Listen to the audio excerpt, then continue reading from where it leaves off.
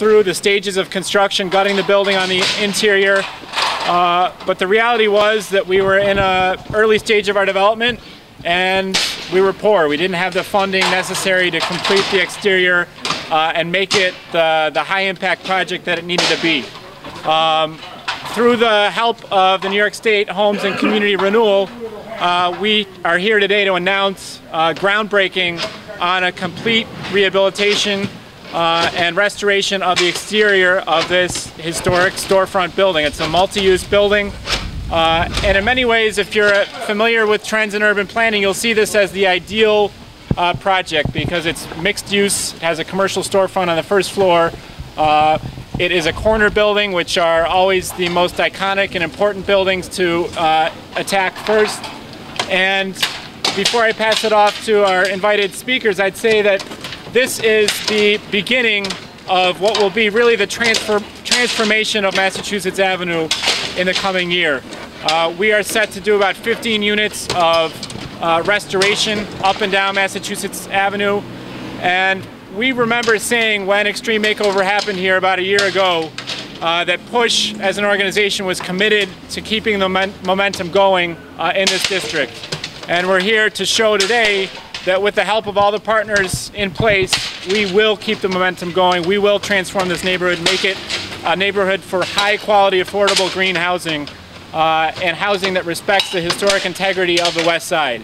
So I want to introduce right now Sean Ryan, who's the director of the Neighborhood Stabilization Corp, which is managing this project. And he will speak a little bit more about the project and then introduce our guests. When Aaron came and said we need to find a way to rehab this building, there was some great vehicles that was from the DHCR, but the New York State Homes and Community Renewal that really fit well to this project. We were able to put this together with a team of folks from the University of Buffalo Law School, the Affordable Housing Clinic, helped us with the funding application. But I'll tell you quickly what we're doing on this project. It's a complete exterior rehabilitation. The asphalt roof is going to come off. It's going to be replaced with a environmentally sensitive metal raised roof. We're going to do complete insulation so we can keep the costs for the tenants down. We're going to take all the asbestos off the building, all the aluminum siding, replace it with the environmentally sensitive material called Hardy Plank, and we're going to restore the storefront. So in a few weeks, this building is going to go from looking like it is now to a really very nice building. We got a great cooperation working throughout this project with our general contractor, Paul Lamparelli, who's here today. Paul's back there. He's a lot of patience dealing with these the months and months that it takes to get things going. I really appreciate his patience. And our hats really go off to the New York Homes and Community Renewal. Is that it's a great department that has funding for huge projects and small projects, and this happened to be one very small project that fit into one of their programs called the Urban Initiatives. I want to bring Tom Van Nortwick up from the state to talk about that a little bit. So come on up, Tom. We have a program called Urban Initiatives, and what you see behind you is exactly what we have in mind with that program. We're investing approximately $200,000 in partnership with Push to transform this house into affordable housing that hopefully will have a significant impact in this entire community. We've done a lot of work with Push. They're a great community group, and the monies that we have here in this project would not be possible without Sam Hoyt as our assembly member getting those funds for New York State Homes and Community Renewal. So I want to say thank Sam for what he does, and I want to congratulate Push for another effort. As you know, they've been very active in this community. They are totally transforming this community, and what you see behind you is exactly what we like to do. Partner, transform, make a difference, and we're looking forward to coming back when it's all completed and you have some people actually living here and enjoying it. Thank you. Thank you.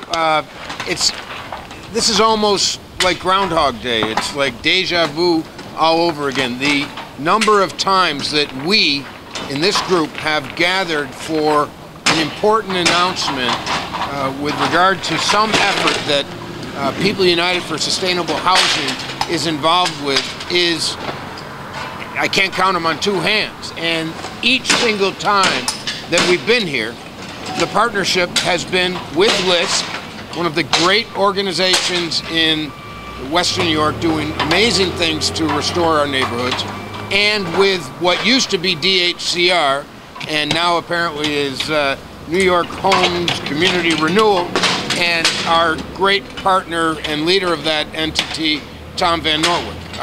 Honestly, it's dozens of times it seems we've had these announcements.